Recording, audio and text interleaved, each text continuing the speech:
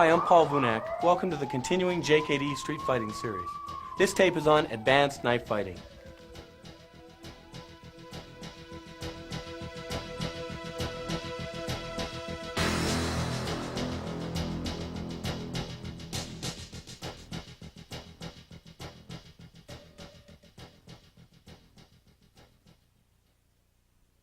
Hi, I'm Paul Vunak, and welcome to Advanced Knife Fighting. First of all, we call this tape Advanced because we're going to teach drills that we've not shown before. It is the drills that make a knife fighter. It is not the techniques. This is the first thing we have to understand. Never has there been a subject taught by so many who know so little. I see in books, I see in magazines, instructors will have you blocking a knife, having you try to disarm the knife out of midair. This is suicide. This is irresponsible. You cannot fight a knife. Get a large industrial magic marker and put it in the hand of a 12-year-old child and let her just flail at you. And you'll have lines up your groin, across your eyelids. And you're going to try to do some technique against a razor, against a man in an alley pissed off at you. So we need to understand the realities of the knife. And what we're going to do is just delineate the points to you that are most important in a knife fight. So hang with me. Now, to talk about myth number 1. Trying to block a knife. Bob. Any block that Bob does, if he successfully makes the block, if I just pull away, he's cut anywhere I'm at. If I come in here, boom, boom, that's it. If I'm just looking this way and I turn around, what'd you say? The guy's cut. You can't give the limb and try to block. This was taught many, many years ago against people trying to take a knife and stick it through armor. So at that point, the thrusting of the knife, it was locked out and it was thrusted the same way they were punching in those days. People nowadays do not thrust a knife. Every technique I've ever seen in any book, any magazine, or any video has been predicated on the fact that the knife is thrusting at you and it is locked out. When you're in a knife fight, boom, a kid's just going to take a knife and flail it. It's going to retract quick like a fast jab. So you need the attributes to deal with that. You need the footwork, you need the line familiarization, you need the timing. And these things aren't just going to come, they need to come through the proper drills. So this is why we call this tape Advanced Knife Fighting, because we're going to delineate each one of these drills for you. So before we do this, I want to talk about range. Okay, Bob, grab a knife. First thing we do is we discuss the 3 different ranges of knife fighting. Bob, you lock your knife out. His knife cannot reach my face, but my knife can reach his hand. This is called largo mano range, or longhand range. This is the most important range you need to know about. That is, every time he comes in to you, you're just backing up and cutting the hand. You're using this knife to, as the Filipinos would say, defang the snake. As opposed to the knife coming in and me using a passive hand, stay right there, and then I'm trying to come in and do something else. We've got a slight structural flaw here. So the point that we're trying to make is if you're going to defang the snake, you need to do this on the first beat. So in largo mano range, when this man comes in, you're just backing out and cutting. Every time he comes in at any angle, you're backing out and cutting. I do not need this hand because it's not in the way. So we just keep this hand right here. And we're backing out and using this knife to cut the opponent's knife hand. Now the next range that we come in from largo mano range is called sombrado range, where the knife can touch you. So if he comes with an angle 1 and I try to block this, but for some reason on my cut I miss, well, I'm going to get cut. So this is why we employ the checking hand.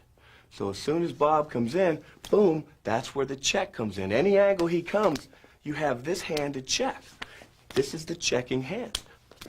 If we don't use this checking hand, again, if I miss here, I'm going to catch it. But if we try to put the checking hand in out in largo mano range, you can end up getting your hand cut. So that's the first thing we have to understand, is a delineation of the 2 ranges, largo mano to sombrado. And now there's just one last range, and that is your clinch range. This is a range where a headbutt could come in, a knee, an elbow. This is called hubud range. So this is hubud, right from here. This is sombrado range. Just flow with me a little bit. This is sombrado range, and we're going to go through all these different blocks with you. And this is largo mano range when we're out in this, boom, just moving around like 2 kickboxers. So this is the point. We need to know all 3 ranges. So hang in with me and take some notes on this. Before we get into the meat of this tape, I want to cover myth number 2, and that is, how do you hold a knife? I've seen entire books on how to hold a knife. That's absurd. The only thing that counts is timing, footwork, spatial relationship, coordination, and heart when you're in a knife fight. If your thumb is here or if your thumb is here, that is the least important thing. If it's a 4-inch knife or a 6-inch knife or an 8-inch knife, this is not important. We're focusing on the wrong things. You'll hear people say, well, you really know if a guy knows how to fight with a knife because he'll carry it like this. That's absurd. Carrying a knife like this, the only possible advantage it has is you're hiding the knife, you're concealing it. That's it. Other than that, when you're out moving around with a man, those attributes are still in play. That's like saying you really know if a guy knows how to shoot a gun because he'll have it hidden in his shirt. Makes the same amount of sense. If you drop your knife and you look in this direction and you happen to pick it up and you have it in a false grip, well then use it in this grip. Otherwise, just grab the knife in the most natural way you can and move around. And remember the principles. And the most important principle is that we defang the snake on the first beat. We use our knife to cut our opponent's hand. So this is going to be the very first technique I'm going to show you. We're going to use the terminology block, although it's not a block. It's a cut. And the first block we're going to use is called a roof block. Okay, Joe, let me borrow you. There are 5 angles of attack. This is a 1, this is a 2, this is a 3, this is a 4, and this is a 5. So these are going to be the angles I'm going to be referring to. You can break it down into 12 or 20. For right now, 5 is just fine. Joe comes at me with an angle 1. I'm going to use my knife to touch his hand first. That's the point. That's the most important point. As this comes in, this hand's going to check. So this motion is called a roof block. I'm zoning out on a 45, and I'm cutting his hand on the first beat. Not to be misconstrued with this, which is doing nothing. But when I use the knife, boom. Now, why am I using my left hand? Because it is the checking hand, because we're in sombrato range. Joe was coming in deep enough in which I needed my left hand. Had I have not used it, the knife could have thrusted to my neck. So the first move I want you to practice at home is you take your angle 1, feed it, and your partner just step out on a 45, raise your knife, and kind of stretch, and we call this a roof block. Okay? Let's play with that. Now, moving along, we just defended the angle 1 with the roof block. Okay, Joe? Joe comes in with the angle 1. I zone out, I cut, and I check all at the same time. Now, at this point of the game, the fight would be over. I'm cutting his wrist, and then I'm just going to follow up from there. But for the purpose of the flow, when Joe comes in, I'm going to cut it, and we're going to pretend like that didn't happen. Then I'm going to come back to Joe, and I'm going to feed. What we just did there is called an inside sweep. Okay, Joe, let me get you on this side. An inside sweep action, real slow. The knife comes across once, and then this hand checks. We're arming right here. So watch the body mechanics. This is an inside sweep. The first thing we did was a roof block. The second move was an inside sweep. Now we're just going to take turns on this. So he comes in 1, I go roof, I come in 1, he goes inside sweep. Now we're starting to establish a flow. So let's get that far. An angle 1 for an angle 1.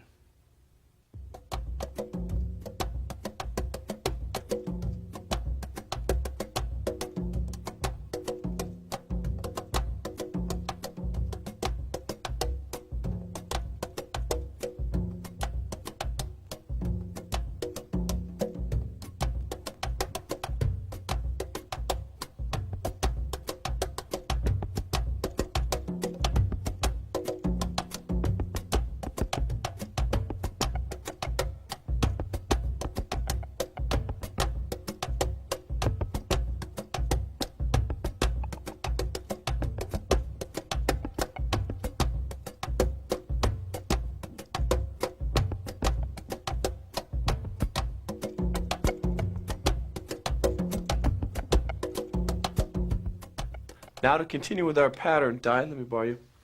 Di's going to come in with angle 1. I come with my roof block. I come back with an angle 1. She does an inside sweep. Now this is an angle 4. This is a horizontal backhand right across the stomach. Let's look at that again. A 1, for a 1, and then for a 4. But I'm going to bring my knife down, and I'm going to cut here.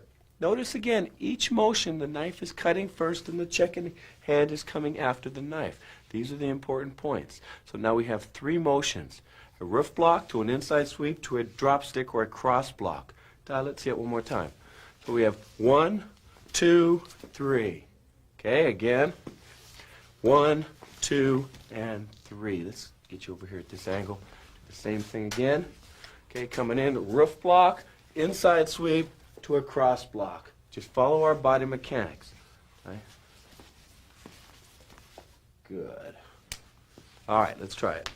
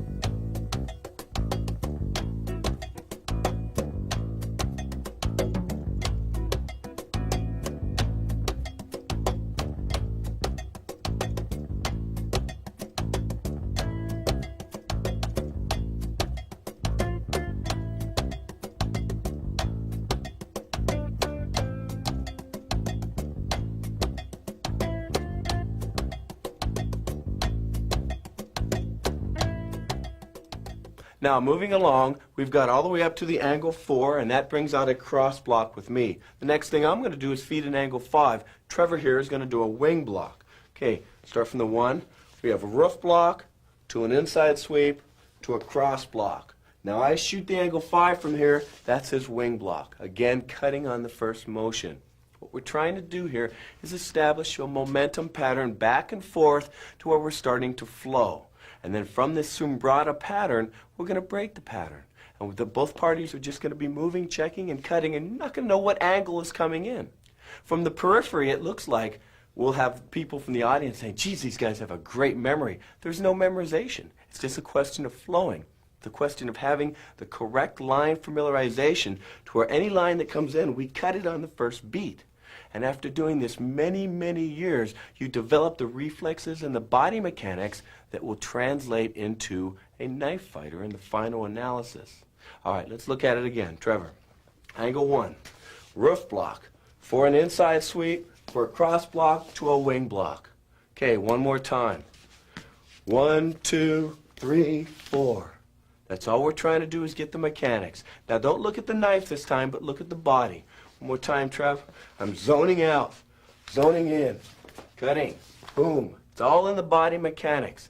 Now I want you to look at our checking hand. Every time the knife touches the hand, our check touches his hand because we're close enough to cut. Trevor, see my check? Look at his check. Look at my left hand check. Look at his right hand check. So we're going to go back and forth with that. All right, let's try it.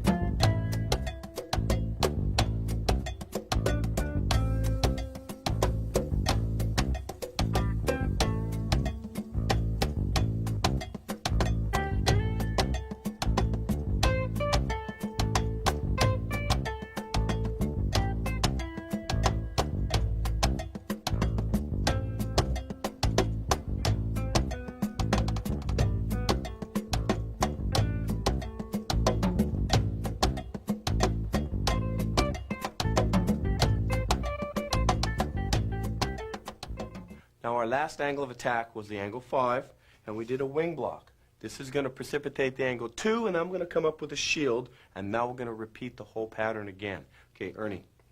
Ernie comes with the angle 1. I go roof block, inside sweep, cross block. He goes wing block. Now he's going to come with the angle 2. Right at this point, let's start from the top again. Right at this point, freeze right here, come in. I just raise this up. This is called a shield. Okay, so let's look at that again. Wing block, and boom, I'm coming straight up. This is the most economical thing I can do at this point. 1, 2. Now I'm going to initiate the angle 1. Ernie's going to go roof block. He'll initiate the 1. I go inside sweep. I come 4. He goes cross block. He comes angle 5. I go wing. He goes shield. And now we start over again. And all we do is we keep repeating this pattern until the line familiarization is down and the body mechanics are down. And this has accommodated one of our crucial ranges of fighting, Sombrado range. From here, we're going to take you out to Largo Mano range and into Hubud range. And if you have all the different lines of attack on all the different ranges, the body mechanics covered, and the reflexes covered, now we can begin. All right, let's try it.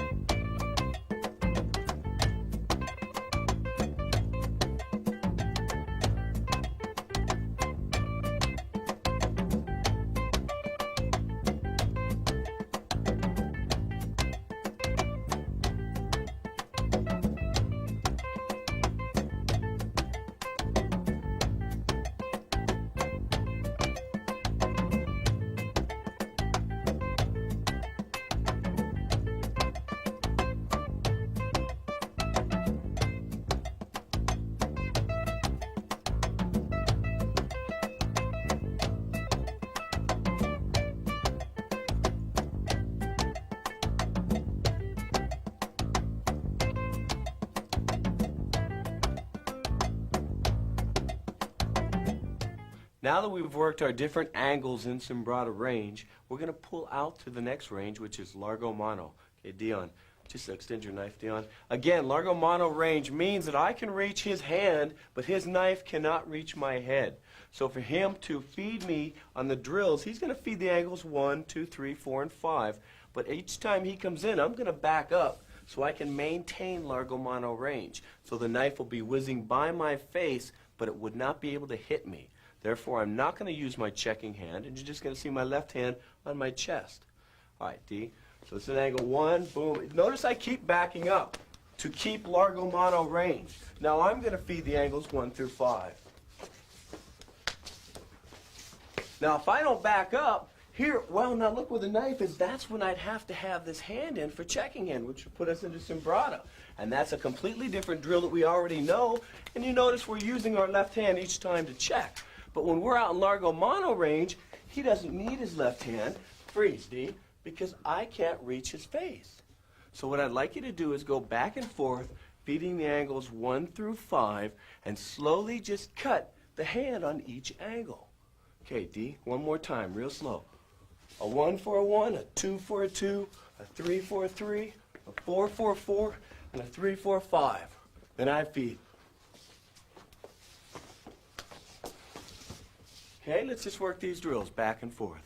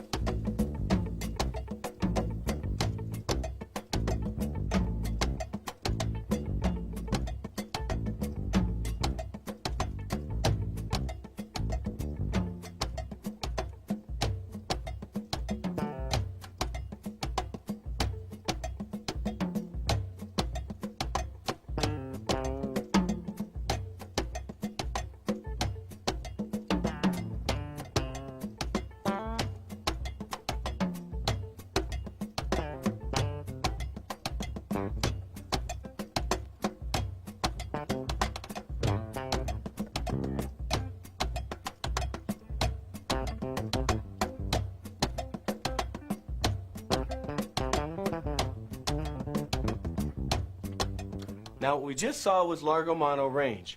Largo Mono range is my knife cannot reach Dion's face, but Dion's knife can reach my hand. This is out in long range. If he moves in just a tad, this puts us in Sombrado range. This is the pattern that we just worked. Notice when we're in Sombrado range, we're putting our checking hand in each time. Well, if I go in one more step, this puts us in Hubud range. Hubud range, from here, you're raising, you're slapping, and you're hitting. We're feeding the angle 1 back and forth. This is giving us sensitivity and feeling. If he sees the angle 2 coming, he stops at that line, and we just go back out again. Anytime I feed the angles, I change it, we go back to Hubud. If I want to go to Sombrado here, I just start feeding, and we're back to Sombrado. Then we just back off a little bit, and we're out in long range again, where I'm feeding. So this accommodates all the ranges, from Largo Mono to Sombrado to Hubud. And we go back and forth with this. Now you try it.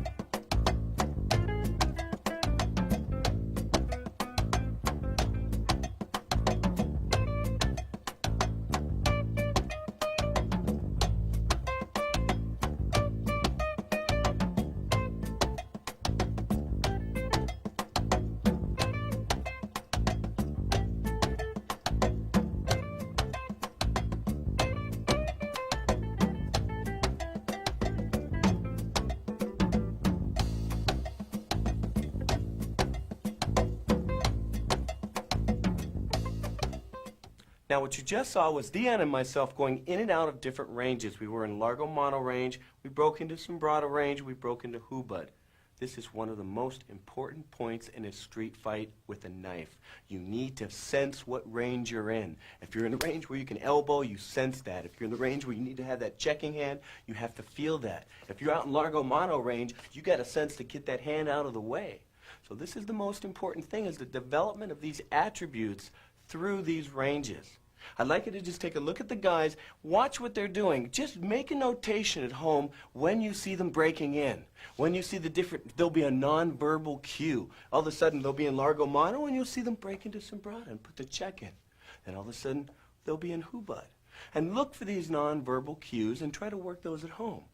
All right, fellas, you ready? Get your partner and begin.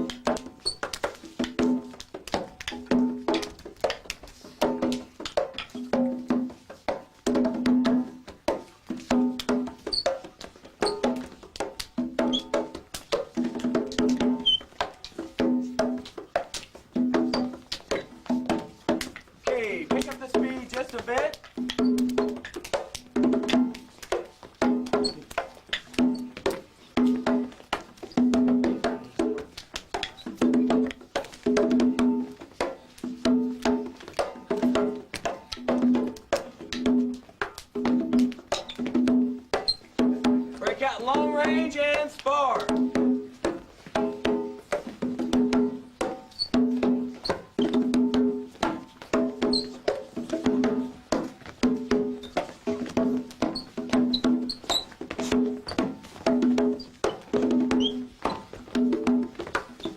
Break into sombrero.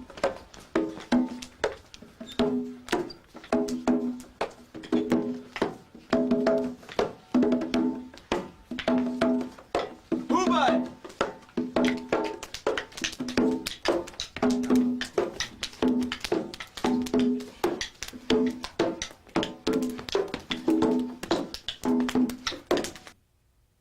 Now let's pause for a moment. We're about halfway through our tape, and let's just cover some important points.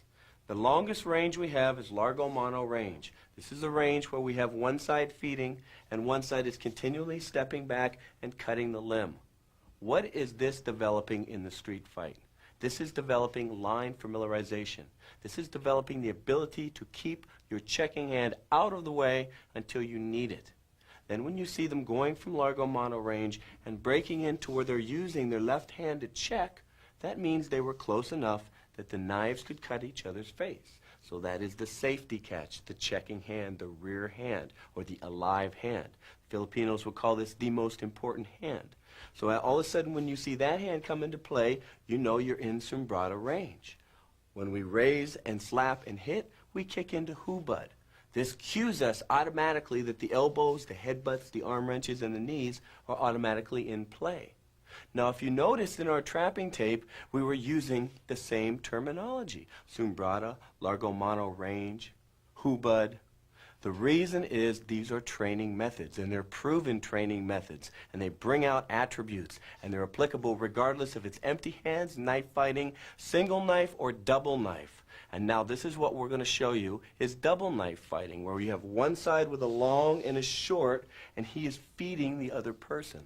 This drill is called numerada, and this will teach us line familiarization, footwork, coordination, and spatial relationship. And that'll translate directly again to the street fight, to the knife fight.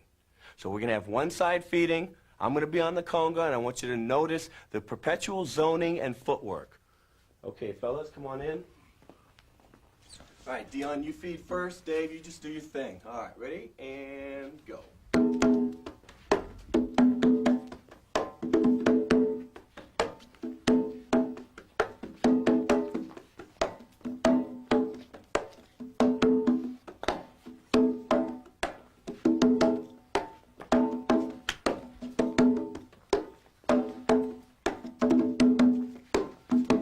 Sombrada.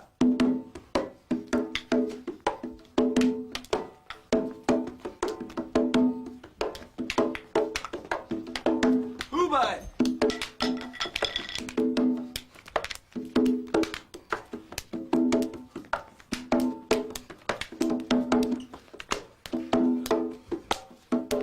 And break. All right, now what this just illustrated was the breaking in from long range to Sombrada to Hubud, then changing from one side feeding to the other. This covered about every possible attribute you could need in a street fight with a knife.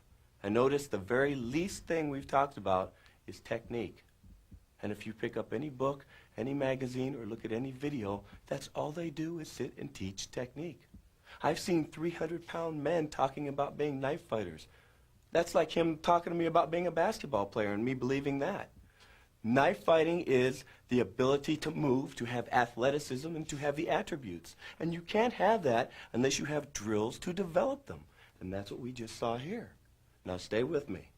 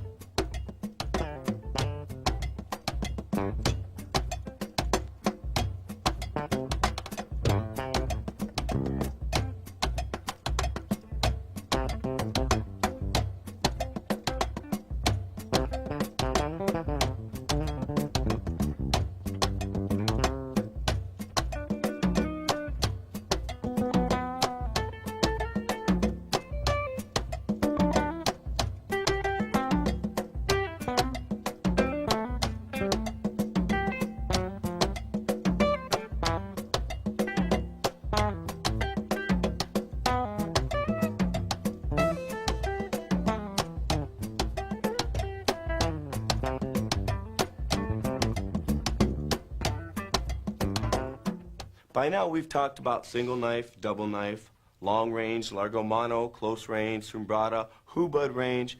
Obviously it's dawned on you, what about knife against empty hand?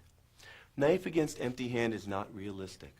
Knife against empty hand, it is probably 99% inevitable that you're going to get cut. So at best what we can do is we can prolong the inevitable, long enough perhaps for you to buy some time to run.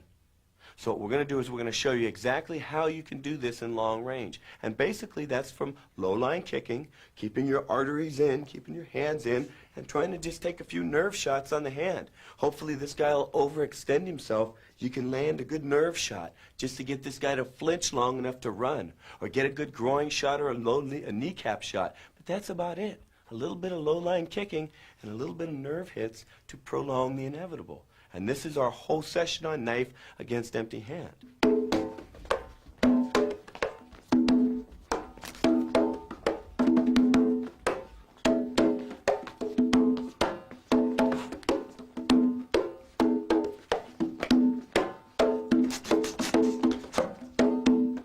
Break. Now, right at that point, if that knife were a magic marker, you would see marks all over Dave that would be quite graphic. But again, all we're trying to do is just prolong it. When we're in close quarter, Dion, another way to feed, go ahead and feed, is all I'm doing is just feeling the energy of his knife. And this is, again, an energy drill. It's numerata. But I'm just sticking. The key is to stick to this knife and hold on as long as you can. Just grab something and hang on. This is the numerata end. So if you're in long range, you can move around, go for the eyes, shuffle into the groin. If you're in close range, you just try to stick to the knife as long as you can. And from doing this drill long enough, you'll get a little bit of sensitivity to prolong it, possibly for you to run. Other than that, that is the best shot you have, knife against empty hand. Now let's put it all together with the sparring. You're going to see all the different ranges. They're going to be out in largo mano range. They're going to break in arbitrarily. They'll be in sombrata range. They may end up in a clinch position in hubud. You'll see elbows when you see them. Low line kicking. If there's a foot sweep in there, you'll see it. But this is what the sparring looks like. We want you to wait to this point until you've gone through the entire tape. You want to work the sombrata, the numerata, the hubud. You want to work these drills for at least a few months before you're ready to get at this level. And this level is just all-out sparring, doing anything you want. And keeping in mind that your knife is not your only weapon. You've got the rear hand, you've got your legs, you've got your other tools at your disposal. All right, guys, pair off, grab your partner. Ready? And go!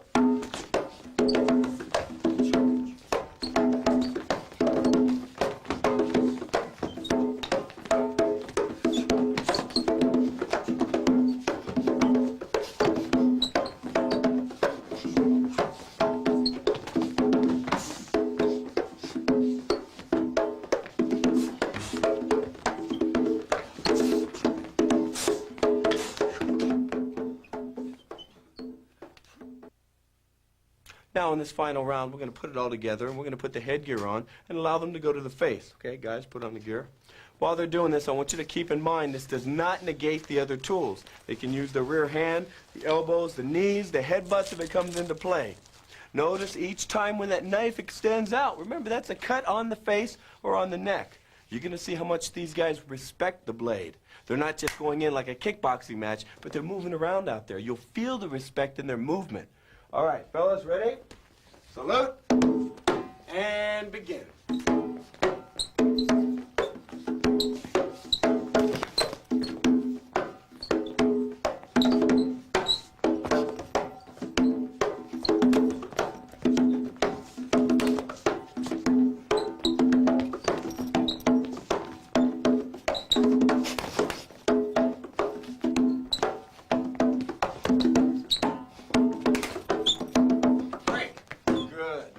as you see here, they're making contact on the face. It's not like a boxing match. It's not happening every 2 seconds. But periodically, they're moving around, boom, and someone's stretching out and getting it. Obviously, that would be the end of the fight right there. So I want you to just keep this in mind. Play this over and over. Look in the slow motion. Notice how many times they're connecting. Look at the different ranges. Find when they went into sombrado range. Did they need to put that checking hand in? We're going to go one more round and let you take another look at another pair of guys.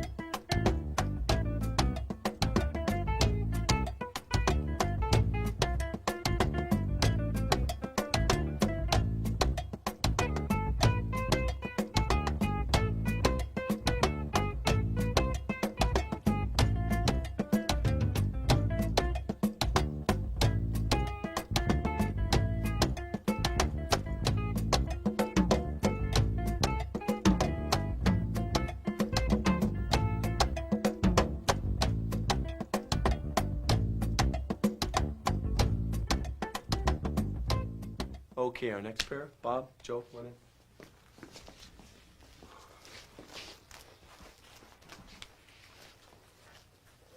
All right, fellas, you know what to do. Open your toes, move around. Okay, salute, and go.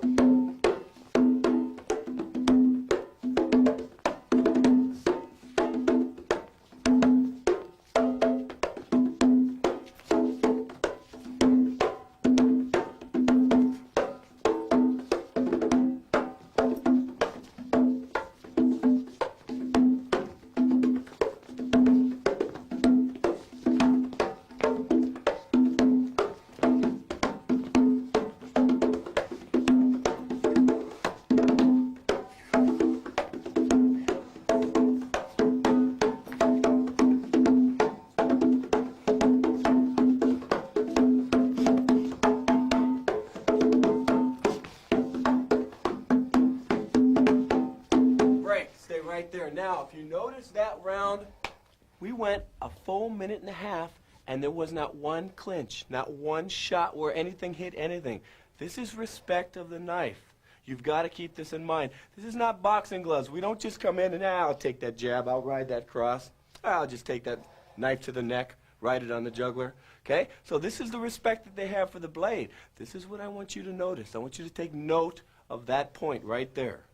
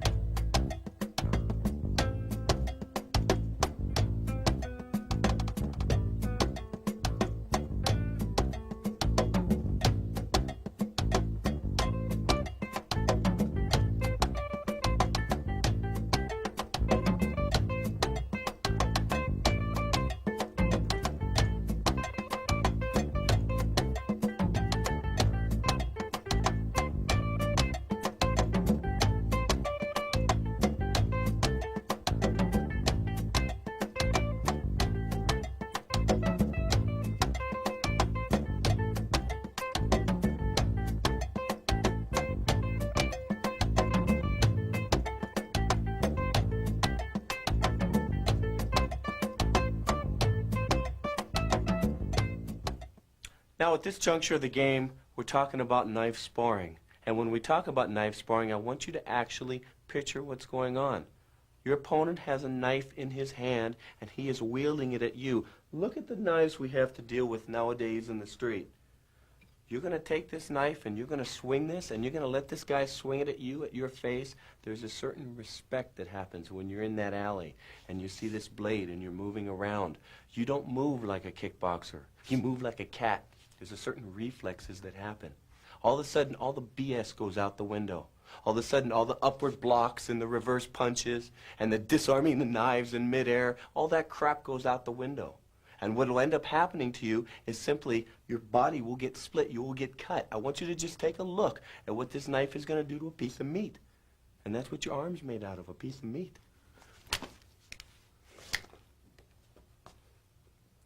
Now, would you like to take that first shot? Okay, I want you to think about this when you're ever confronted with a knife. And remember, the first thing you do is run. And if you can't run, at least use your knife to defang your opponent's snake. Thank you very much.